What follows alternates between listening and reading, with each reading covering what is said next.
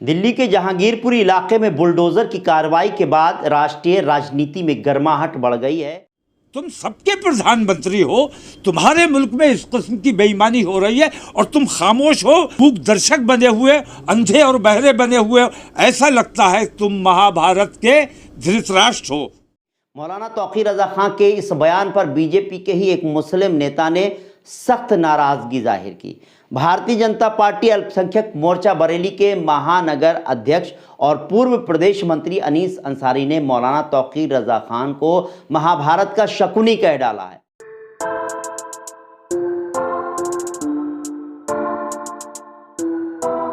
दरअसल press conference में तौक़ीर रज़ा खान ने सरकार की तरफ से की जा रही बुलडोजर की कार्रवाई को एक तरफा बताया है। तो मैं हुकूमत को चेतावनी देता हूं, खास तौर से नरेंद्र मोदी सरकार को मैं चेता देना चाहता हूं।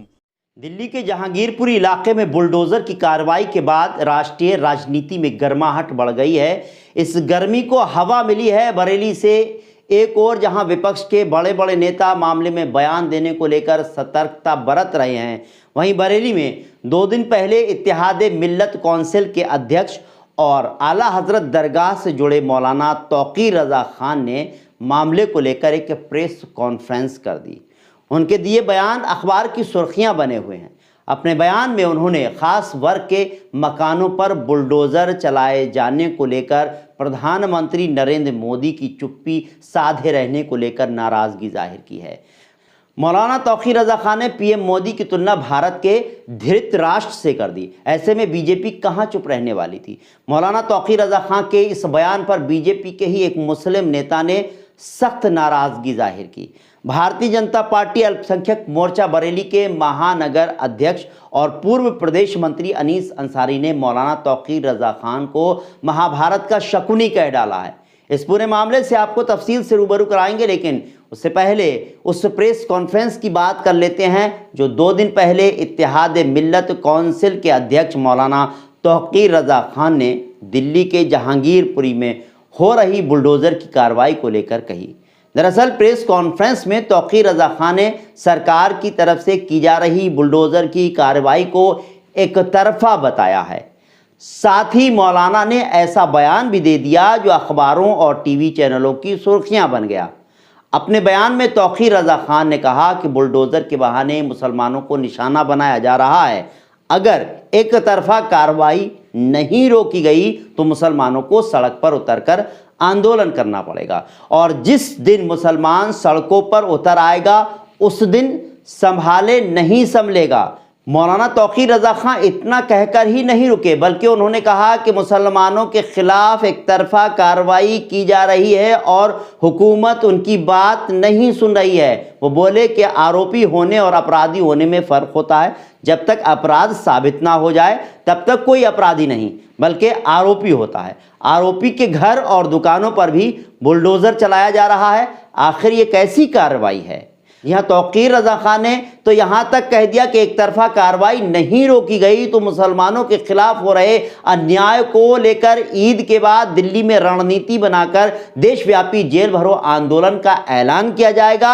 इसमें मुसलमान और भाईचारे के समर्थक सभी धर्मों के लोग भी शामिल होंगे। मामले में प्रधानमंत्री नरेंद्र मोदी की चुप्पी को लेकर मौलाना तौक़ीर रज़ा खान ने उनकी तुलना महाभारत के धृतराष्ट्र से की। मुसलमान सड़कों पर आएगा उस दिन फिर किसी के कब्जे में नहीं आने वाला है, ये समझ लिया जाए। तो मैं हुकूमत को चेतावनी देता हूं, खास तौर से नरेंद्र मोदी सरकार को मैं चेता देना चाहता हूं कि अगर उन्होंने अपने इस तरीक़ेकार को फौरी तौर पर दुरुस्त नहीं किया और उनकी खामोशी, तुम सबके प्रधानमंत्री हो, तुम्हारे मुल्क में इस किस्म की बेईमानी हो रही है और तुम खामोश हो, मूक दर्शक बने हुए, अंधे और बहरे बने हुए। ऐसा लगता है तुम महाभारत के धृतराष्ट्र हो। तो धृतराष्ट्र की वजह से ही अगर धृतराष्ट्र अंधे और बहरे न बने रहे होते और वो तमाम बेईमानी न देखते रहे होते तो महाभारत ना हुई होती।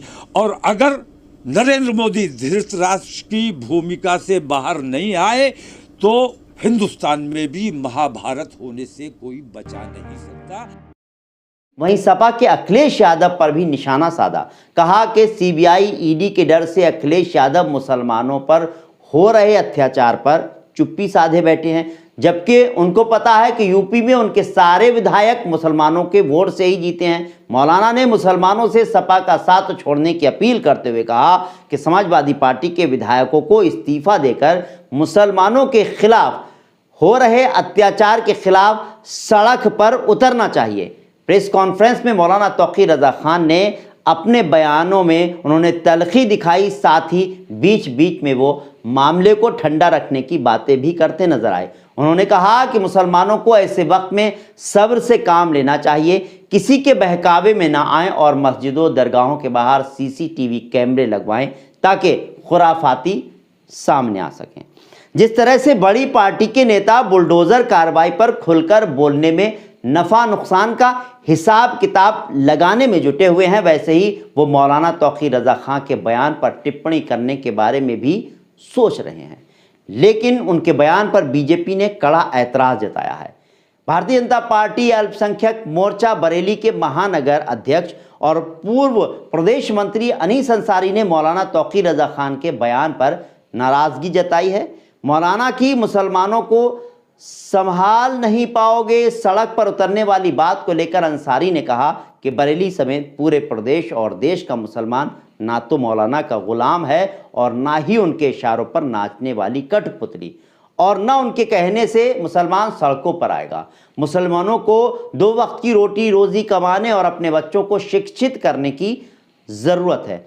अनीस अंसारी ने कहा कि तौकीर रजा खां जैसे लोगों की बातों का मुस्लिम समाज पर कोई असर नहीं होता, क्योंकि समाज अच्छे बुरे को समझता है।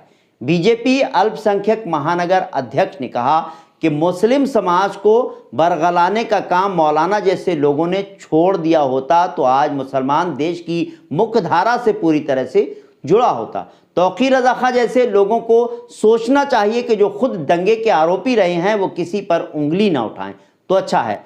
मौलाना तौकीर रजा खां के जरिए प्रधानमंत्री को धृतराष्ट्र कहने का जवाब देते हुए अनीस अंसारी ने कहा कि मौलाना तो पूरी महाभारत के शकुनी हैं और वो दूसरों को उपदेश दे रहे हैं। उत्तर प्रदेश, मध्य प्रदेश और अब दिल्ली में अवैध निर्माण, गुंडों, बदमाशों और दंगाइयों के खिलाफ बुलडोजर से जिस तरह कार्रवाई हो रही है उसने सोचने पर मजबूर कर दिया है। कहीं इस कार्रवाई में बेगुनाह तो नहीं पिस रहे हैं, भले ही वो किसी भी मजहब के हों। पूरे मामले को लेकर व्यूअर्स आपकी क्या राय है कमेंट करें। साथ ही हमारे चैनल को लाइक और सब्सक्राइब करना ना भूलें। उस वीडियो को ज़्यादा से ज़्यादा लाइक और शेयर करें। मुझे इजाज़त दीजिए, नमस्कार। जो वीडियो पे हम दिखाएंगे आपको वही चीज़ मिलेगी। अच्छा ये बताइए, 61,000 में जो शादी का सामान दे रहे हैं कैसा सामान है? बहुत अच्छा सामान है। और जो है एक ही छत के नीचे सारा सामान 61,000 का मिल रहा है। तो मैं गरीब आदमी है, हम अपने अवसर से सामान मिल गया बढ़िया। कम सोफा कम बेड भी ले जा सकते हैं।